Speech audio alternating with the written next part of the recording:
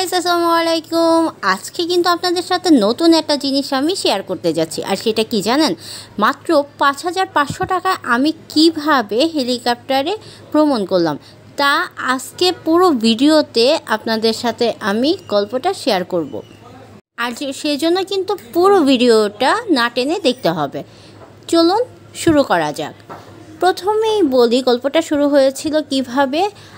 আমার ছোট ভাইয়ের বার্থডে ছিল, তো বার্থডের কিছুদিন আগে আমাকে সে বলে যে বুবু, আমার খুব ইচ্ছে তুমি আমাকে স্পেশাল কোনো গিফট দিবে আমার বার্থডেতে।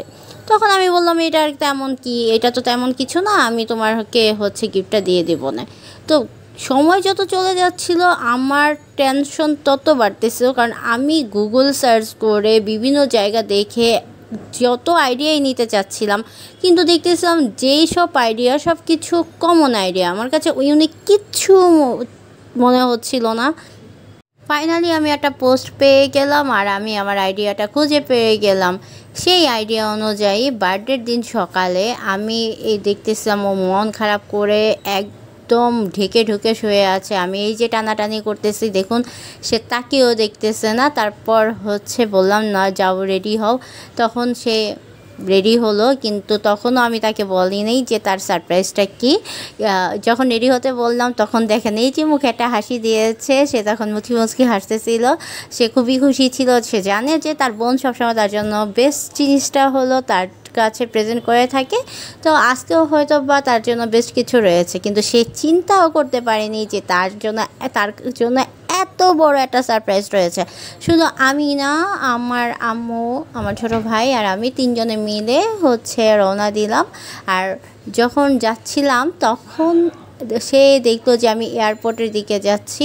সে তো অবাক হলো, কি ব্যাপার এয়ারপোর্টের দিকে যাচ্ছে, আমরা কি আজকে কক্সবাজার যাচ্ছি কিনা। কিন্তু সে তো আমরা তো কোনো জামা কাপড় নেই নাই, তাহলে তো কক্সবাজার যাওয়ার কথা না বা প্লেনে ওঠার কথা না। তার মাঝে তো নানা ধরনের কোশ্চেন ঘুরপাক খাচ্ছিল, সে তো বুঝেই উঠতে পারতেছিল না তার আজকে সারপ্রাইজটা কি।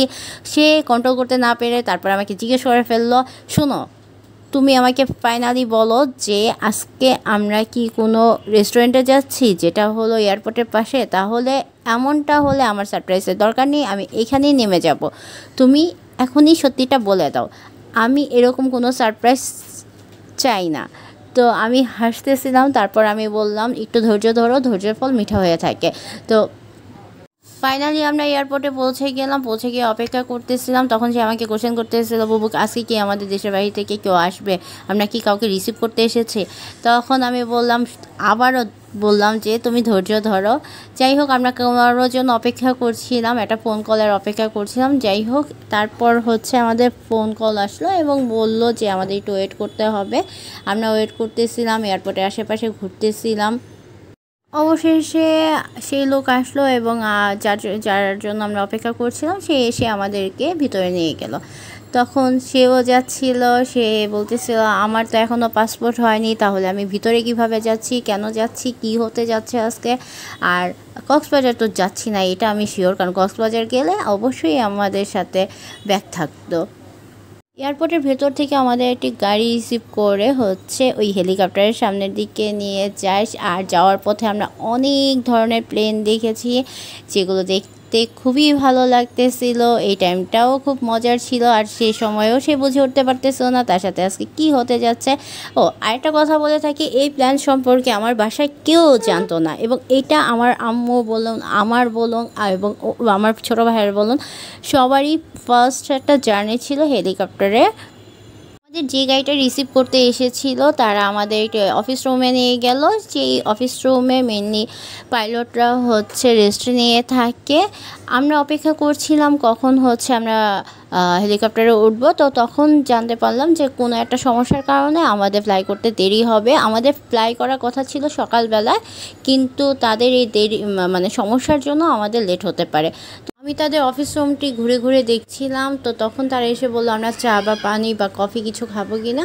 তো তখন আমি বললাম যে অবশ্যই আমি চা খাবো। আর এয়ারপোর্টের ভেতরে জিনিসের দাম তো আপনারা খুব ভালো করেই জানেন, আর সেখানে যদি ফ্রি খাওয়া যায় তাহলে এই সুযোগ কেন আমি হাতছাড়া করব। তো তারা আমাদের চা সার্ভ করে আর পানি দিয়েছিল। তখনও আমার ভাই বুঝতেছিল না আসলে কী হচ্ছে। তারপর আমাকে আবারও জিজ্ঞেস করলো যে কি হচ্ছে, আমাকে একটু বলবা। তখন আমি বললাম যে আমার এখানে একটা ফ্রেন্ড আছে, ও বললো যে তোমাকে নিয়ে আসার জন্য এখানে আমরা তোমার বার্থডেটা সেলিব্রেট করবো। ও তো রেগে মেগে একাকার হয়ে গেল, কি বলতেছে তুমি, এত কষ্ট করে এসে আমি এই অফিস রুমের ভিতরে তারপরে আমি আমার বার্থডে সেলিব্রেট করবো, এটা তো তুমি মোটেও ঠিক করোনি। পরে আমি বললাম দেখো তুমি ইউনিক কিছু চেয়েছো, আমি তোমাকে ইউনিক কিছুর ব্যবস্থা করেছি। তো তারপর ওই ভাইয়া চলে আসে যে আর কি আমাদের রিসিভ করেছিল, তার কাছে আমি টাকাগুলো গুনে দিয়ে দিলাম। এদিক দিয়ে পাইলট এসে চেক করতেছিল যে আবহাওয়া ঠিক আছে কিনা, এখন ফ্লাই করা যাবে কিনা। আমার আম্মু ঘুরে ঘুরে সব কিছু দেখতেছিল, বলতেছিল আমি এখানে বসি, আমার একটা ছবি তোলা যাও। বিভিন্ন জায়গাতে সে বসে ছবি তুলতেছিল, দাঁড়িয়ে ছবি তুলতেছিল। কিন্তু কিছুক্ষণ পর আর ভালো লাগতেছিল না, কারণ আমাদের 10টা ফ্লাই করার কথা ছিল আর সেইখানে অলরেডি 2টা বেজে গিয়েছে। আমি তারপরে তাদেরকে নক দিলাম, নিয়ে বললাম যে ভাইয়া অনেক দেরি হয়ে যাচ্ছে, আমরা ওইখানে যাব কখন, তারপর ওই জায়গাতে ঘুরবো কখন, অনেক কাজ রয়েছে। তো তারপর তারা বললো যে আপু আজকে ফ্রাইডে, আবার তার মধ্যে একটা বিয়ের প্রোগ্রামও ছিল, আর এনারা নামাজ পড়ার পরেই রওনা দিবে, তাই আজকে একটু লেট হচ্ছে। তখন আমি ভাবলাম তাহলে এইখানে বসে না থেকে বাহিরে গিয়ে ছবি তুলি। তারপর বাহিরে ঘুরতে থাকলাম আর ছবি তুলতেছিলাম, বিভিন্ন ধরনের হেলিকপ্টার দেখতেছিলাম, বিমান দেখতেছিলাম, আবার ওখানে মানুষজনের সাথে কথা বলতেছিলাম।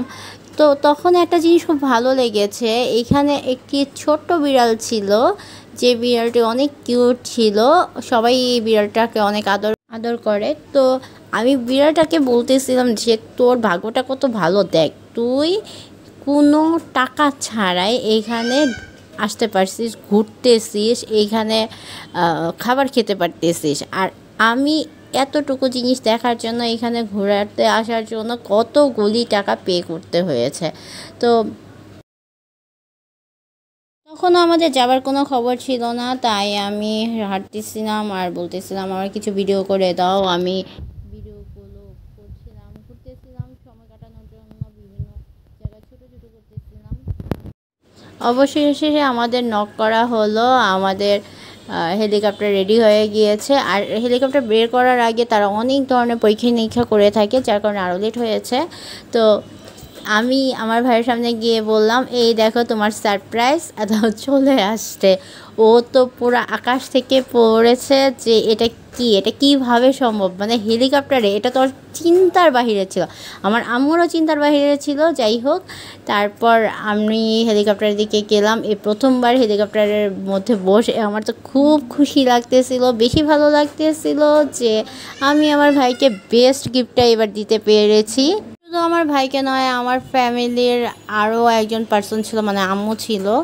তো সবাইকে অনেক হ্যাপি দেখে আমারও অনেক ভালো লাগতেছিল। আর প্রথমবার যেহেতু আমি উঠেছি, অবশ্যই ভালো লাগার কথা।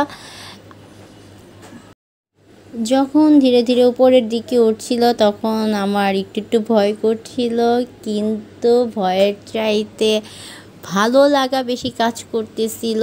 আমি ওইখান থেকে ভিডিও করছিলাম, ছবি তুলছিলাম, সবার মুখে একটা অন্যরকম খুশি, অন্যরকম একটা আনন্দ ছিল।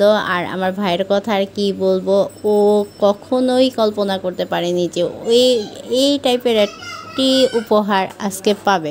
আর উপর থেকে সব কিছু ছোটো ছোটো লাগতেছিল। আর আমাদের সাথে যে ছিলেন সে অনেক ভালো ছিল, সে আমাদের বলতেছিল যে আমরা বর্তমানে কোথায় আছি, আর এইটা কি ওইটা কি, বিভিন্ন জায়গার স্পটগুলো সে আমাদের দেখাচ্ছিল। আমরা আসলে ঢাকা থেকে নরসিংদী যাচ্ছিলাম, এটিতে যেতে মাত্র 10 মিনিট সময় লেগেছে।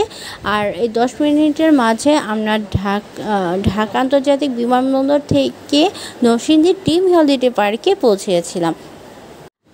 আমার আম্মু আর ভাইয়ের এক্সাইটমেন্টটা বেশি ছিল, কারণ তারা প্রথমবার এত উপরে উঠেছে, কিন্তু আমি এর আগে প্যারাসেলিং করেছিলাম, যার কারণে ভয়টা তাদের তুলনায় একটু কম পাচ্ছিলাম। প্যারাসেলিংয়ের এক্সপিরিয়েন্সটা টোটালি অন্যরকম ছিল, ওটাও খুবই মজার এবং খুবই আনন্দদায়ক একটা এক্সপিরিয়েন্স ছিল। ছোট একটা কথা বলি যে অনেকে অনেক টাকা খরচ করেও আনন্দ দেওয়ার মতো বা আনন্দ পাবার মতো অনেক কিছু করে না। এখানে যে অনেক টাকার ব্যাপার তা নয়, অল্প কিছু টাকা খরচ করে আমি যেই টাইমটা পেয়েছি, যেই টাইমটা স্পেন্ড করতে পেরেছি আমি আমার ফ্যামিলির সাথে, এটা আমার লাইফের বেস্ট একটা টাইম ছিল। হয়তো বা আমি এই টাকা দিয়ে ওকে মোবাইল কিনে দিতে পারতাম বা অন্য কোথাও ট্যুরে নিয়ে যেতে পারতাম। এই ট্যুরে কম বেশি আমরা সবসময় যাই, তাই এবার চিন্তা করেছিলাম নতুন কিছু করার জন্য।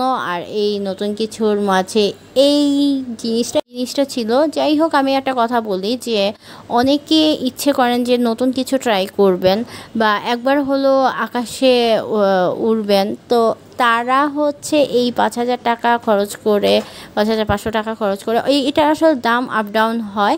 আর এখন তো মনে হয় 3,000 টাকায় অফার চলতেছে, অনেক সময় অনেক অফার তারা দিয়ে থাকে। আপনারা যোগাযোগ করে আপনারা এরকম একটা ইচ্ছে পূরণ করতে পারেন, সেটা হোক নিজের ইচ্ছে, হোক ফ্যামিলি মেম্বারদের ইচ্ছে, হোক কাউকে গিফট করার জন্য। অনেকভাবেই আপনারা এই রাইডটা ট্রাই করতে পারেন।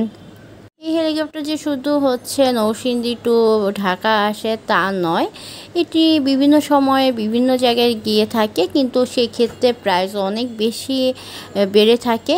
কিন্তু স্টুডেন্টের কথা চিন্তা করে বা সাধারণ জনগণের কথা চিন্তা করে তারা এ ধরনের প্যাকেজ বিভিন্ন সময় ছেড়ে থাকে। আমরা যখন গিয়েছিলাম তখন এই প্যাকেজটা ছিল 5,500 টাকা। শুধু তাই নয়, সেই ড্রিম হলিডে পার্কে নামার পরে এন্ট্রি, দুপুরের লাঞ্চ, তারপর বিভিন্ন রাইডের ঘোরা, এগুলো এটার মাঝে ছিল। তো যাই হোক, ভিডিওটা আপনাদের সাথে শেয়ার করলাম, কেমন লেগেছে কমেন্টস করে জানাবেন। আর আরও যদি কোনো কিছু জানার থাকে অবশ্যই কমেন্টস করবেন, আমি কমেন্টসে রিপ্লাই দিব। ভিডিওটি ভালো লাগলে লাইক, কমেন্টস এবং শেয়ার করবেন। একটা কথা বলি যে টাকা দিয়ে সবসময় সব সুখ পাওয়া যায় না। আর যাদের বাবা মা জীবিত রয়েছে, আমি তাদেরকে বলবো যে তারা একবার হলেও তাদের বাবা মাকে বা প্রিয় মানুষটাকে এরকম একটি ট্যুর দিয়ে দেওয়ার জন্য, তাহলে দেখবেন যে আপনাদের মন খুবই ভালো থাকবে। ভিডিওটা এই পর্যন্তই। আল্লাহ হাফেজ।